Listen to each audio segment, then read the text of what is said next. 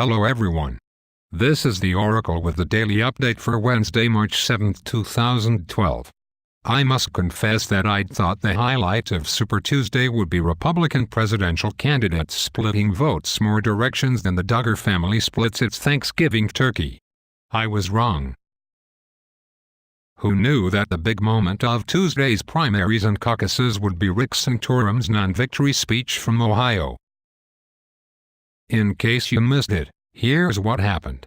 While leading the Ohio vote with about one-third of the polling places reporting, Santorum, surrounded by his family, addressed his supporters in a high school gymnasium.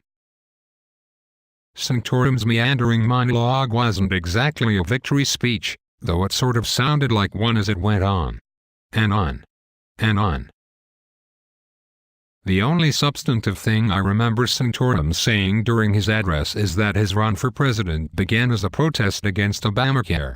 Given that his speech Tuesday sounded more like the rantings of Fidel Castro on Quaaludes than the words of a future commander-in-chief of the United States of America, it seems Santorum's opposition to universal health care is rooted more in denial than in disagreement with policy. Perhaps the most telling observation following Santorum's speech came from CNN's Wolf Blitzer. Rather than pointing to anything Santorum said, Blitzer very quickly commented that he was concerned for the well-being of Santorum's 93-year-old mother, after she at times looked miserable while standing there listening to her son talk. And talk. And talk.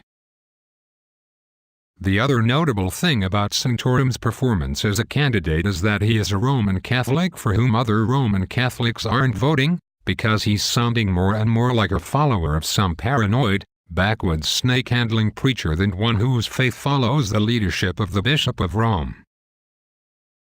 The only good thing to come from Super Tuesday is that by their winning 3 and 1 states, respectively, Santorum and Newt Gingrich have vowed to continue their candidacies, effectively screwing Mitt Romney, who seems to be the eventual Republican nominee, despite the fact that the GOP's growing lunatic fringe has no use for him.